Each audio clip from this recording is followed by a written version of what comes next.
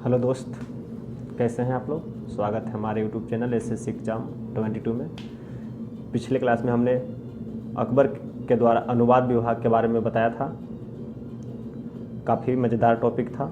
और आज एक मज़ेदार टॉपिक के साथ अकबर का साम्राज्य विस्तार, कहाँ कहाँ आक्रमण किया गया अकबर के द्वारा, उसके बारे में जानना है। तो इसमें मुख्य मेवाड़ के बारे में आपको जानना है, महाराणा प्रताप के बारे में जानना है और काफ़ी महत्वपूर्ण एग्जाम टॉपिक है। तो सबसे पहला क्वेश्चन, अकबर निरक्षर बादशाह था परंतु शिक्षा के क्षेत्र में सबसे अधिक विकास किया था।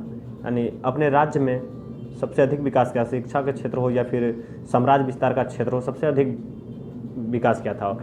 और ये अनपढ़ एवं निरक्षर था, ये तो मैंने पहला ही क्लास में बता दिया था। अकबर का अर्थ महान होता है, अकबर का अर्थ महान होता है। अकबर का साम्राज्य विस्तार का पहला शिकार कौन सा प्रांत हुआ था? तो मालवा हुआ था। सबसे पहला मालवा हुआ था। अकबर का साम्राज्य विस्तार का पहला शिकार मालवा, मध्य प्रदेश में पड़ता है। 1562 ईस्वी में मालवा पर अधिकार प्राप्त किया था अकबर। मालवा का शासक बाज बहादुर था। काफ़ी मज़ेदार टॉपिक है, ध्यान से पढ़ेगा। मालवा का शासक बाज बहादुर था।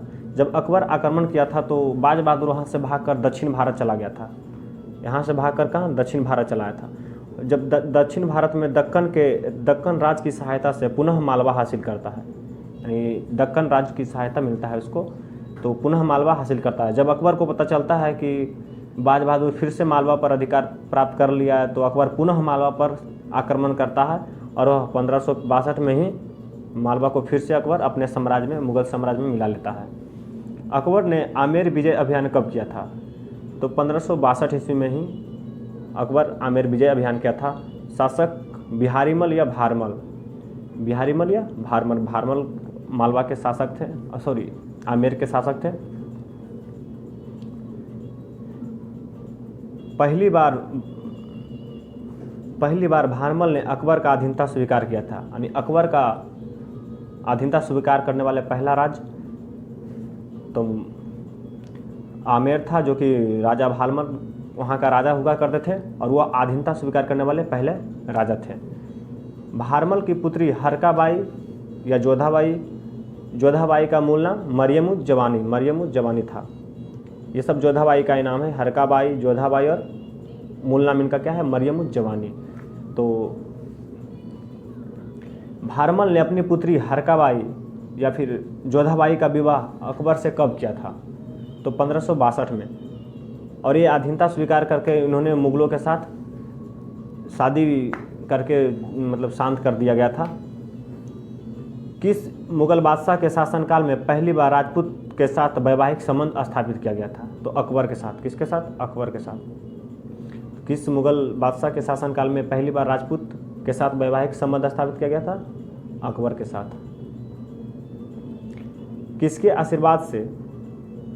आशीर्वाद से अकबर को पुत्र की प्राप्ति हुआ था? शेख सलीम चिश्ती के आशीर्वाद से। शेख सलीम चिश्ती के आशीर्वाद से अकबर को पुत्र प्राप्त हुआ था। अकबर ने सलीम चिश्ती के नाम पर अपने पुत्र का नाम क्या रखा था? तो सलीम रखा था।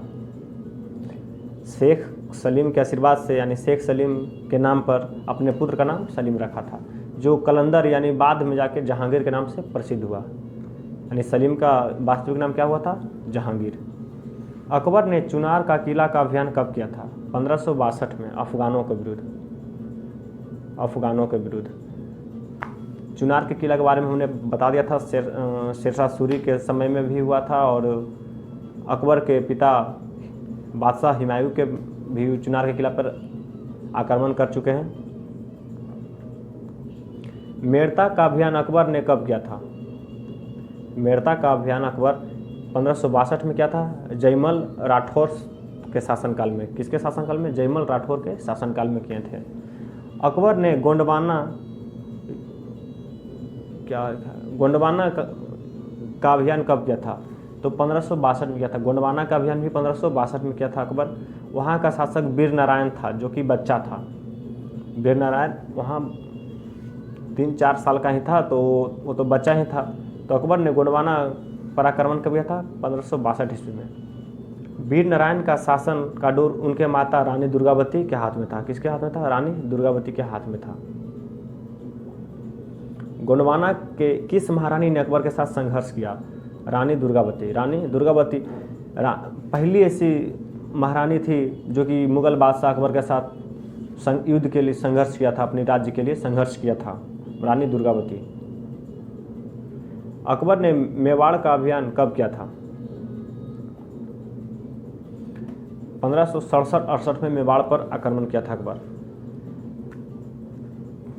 सिसोदिया वंश के राजा उदय सिंह के काल में, सिसोदिया वंश के राजा उदय सिंह के काल में अकबर ने मेवाड़ अभियान कब किया था? 1567-68 में। मेवाड़ की राजधानी कहाँ हुआ करती थी? चित्तौड़। मेवाड़ की राजधानी चित्तौड़ हुआ करती थी।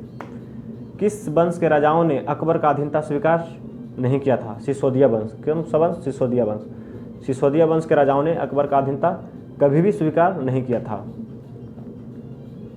और आज इसी के बारे में हमको जानना है, सिसोदिया वंश के ही राजा महाराणा प्रताप के बारे में जानना है।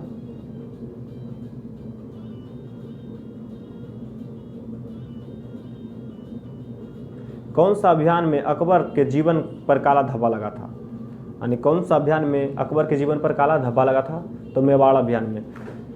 अपनी सारी शक्ति अकबर ने मेवाड़ अभियान में झोंक दिया था मेवाड़ जीतने के लिए, लेकिन मेवाड़ भी एक ऐसा राज्य था, वहाँ का शासक इतने वीर थे कि वहाँ जीत ना सका अकबर। और यही मतलब जीतने के अथी में गुस्से में वहाँ के बूढ़े बच्चों निहत्थे पर उन्होंने अपने आदेश दे दिया था कि सभी को मार डालो। तो यही कारण था कि अकबर के जीवन में काला धब्बा लगा था। यही कारण था कि अकबर के जीवन का काला धब्बा लगा था। उदय सिंह ने मेवाड़ की राजधानी चित्तौड़ से बदलकर कहाँ किया था? तो उदयपुर। उदय सिंह मेवाड़ की राजधानी कहाँ किया था? चित्तौड़ से हटाकर उदयपुर किया था। उदय सिंह का निधन कब होता है? उदय सिंह का निधन 1572 में हो जाता है। कब? 1572 में। 1572 में उदय सिंह का निधन हो जाता है। उदय सिंह के निधन के बाद अगला राजा कौन बनता है? महाराणा प्रताप। सारा खेल महाराणा प्रताप पे निर्भर करता है। तो उदय सिंह के निधन के बाद अगला राजा कौन बनता है? महाराणा प्रताप। महाराणा प्रताप ने मेवाड़ की राजधानी कहाँ किया था? कुंभलगढ़। महाराणा प्रताप भी अपनी राजधानी बदल दिए थे और उदयपुर से कहाँ किया था? कुंडलपुर। कुंभलगढ़ किया था। मेवाड़ की राजधानी कर्मानुसार एग्जाम में पूछा जाता है। बीपीएससी हो एग्जाम हो, पीसीएस एग्जाम हो, तो उसमें पूछा जाता है कि कर्मानुसार सजाएं, या फिर दरोगा मेंस का भी हो तो उसमें भी पूछा जाता है कर्मानुसार। तो सबसे पहले मेवाड़ की राजधानी चित्तौड़ थी, उसके बाद उदयपुर, उसके बाद कुंभलगढ़। ध्यान रहे, चित्तौड़ से हटाकर उदयपुर उदय सिंह ने किए थे और कुंभलगढ़ किसने किए थे?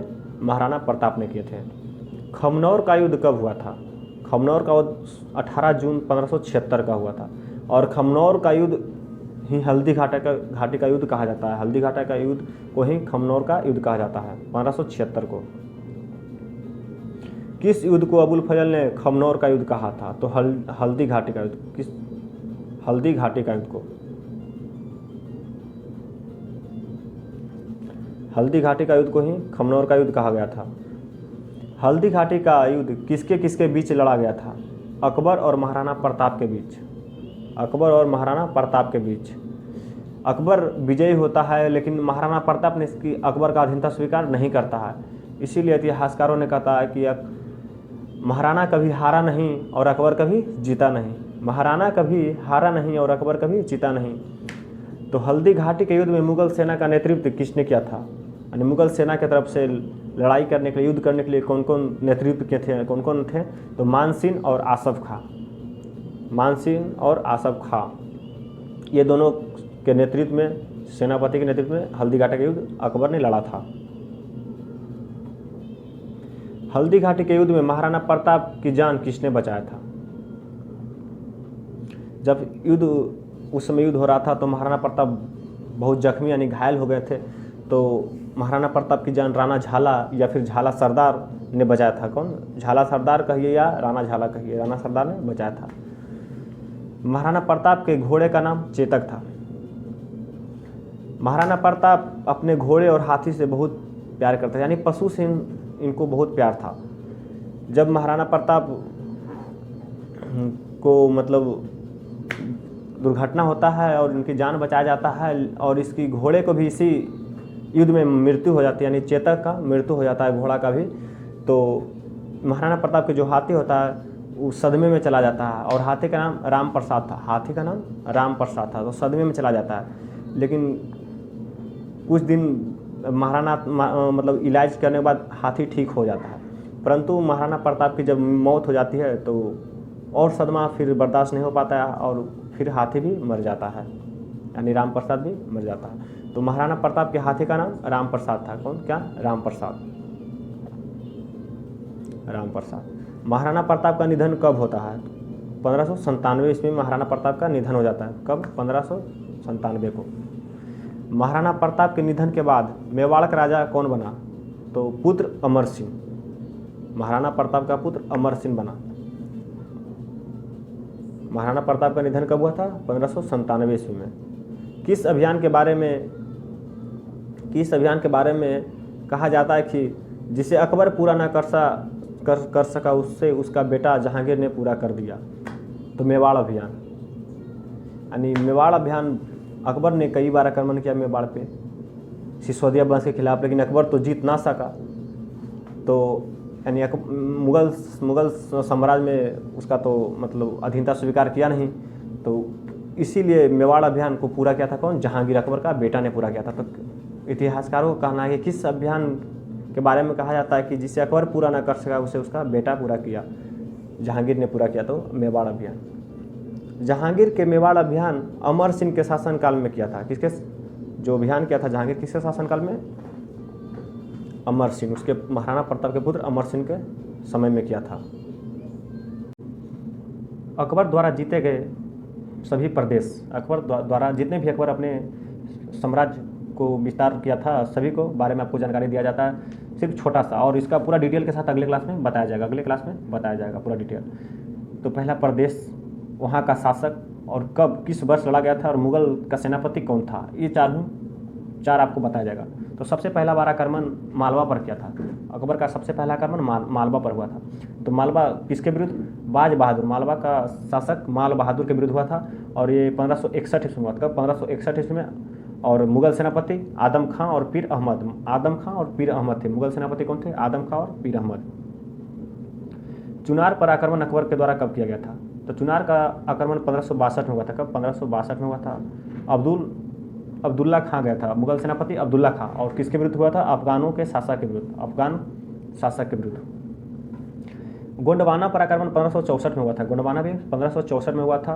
वीर नारायण एवं दुर्गावती वहाँ के शासिका थी और शासक था। वीर नारायण बच्चा था। तो गोंडवाना पर आक्रमण कब हुआ था? 1564 ईस्वी में आसफ खां के विरुद्ध। आसफ खां मुगल सेनापति था, आसफ खां। आमेर पर आक्रमण 1562 में हुआ था, राजा भारमल के विरुद्ध हुआ था। इन्होंने स्वेच्छा से अपना अधीनता स्वीकार कर लिया था। मेड़ता पर अकबर का अभियान हुआ था 1562 में। मेड़ता पर अकबर का अभियान जो हुआ था 1562 में हुआ था, और मेड़ता का जो शासक था वह जयमल।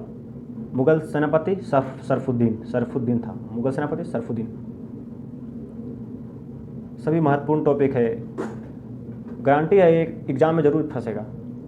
मेड़ता पर जयमल के विरुद्ध हुआ था 1562 ईस्वी में, और वहाँ का मुगल सेनापति सरफुद्दीन। मेवाड़ पर आक्रमण 1568 ईस्वी में किया था, और स्वयं अकबर गया था उदय सिंह के विरुद्ध। उदय सिंह वहाँ का विरुद्ध, मेवाड़ के शासक उदय सिंह।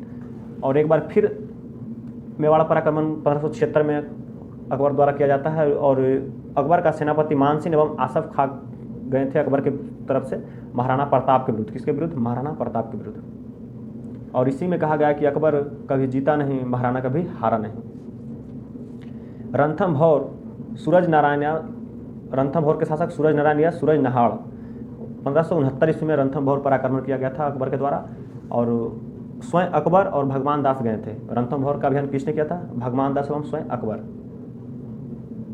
कालिंजर पर आक्रमण 1569 ईस्वी में हुआ था रामचंद्र के विरुद्ध। मजनू खां एवं काकशाह अकबर की तरफ से सेनापति थे। मारवाड़ पर आक्रमण 1570 ईस्वी में हुआ था। इन्होंने स्वेच्छा से अधीनता स्वीकार कर लिया था।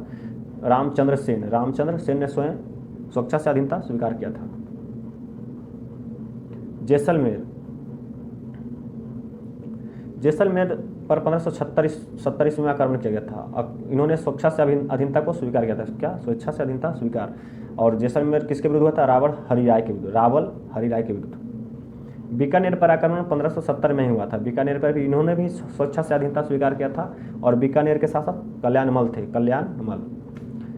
गुजरात पर आक्रमण 1571 में हुआ था। 1571 में सम्राट अकबर यानी खुद अकबर गया था और वहाँ का शासक मुजफ्फर खां, और गुजरात जीतने के विजय मतलब खुशी में इन्होंने बुलंद दरवाज़ा का निर्माण करवाया था और इन्होंने पहली बार समुद्र को देखा था और पहली बार उन्होंने पुर्तगालियों से मिला था। बिहार और बंगाल पर आक्रमण 1574 और 76 ईस्वी में हुआ था। 1574 और 76 में हुआ था दाऊद खां के विरुद्ध। और बिहार मुगल सेना मुनीम खां मुगल सेनापति था।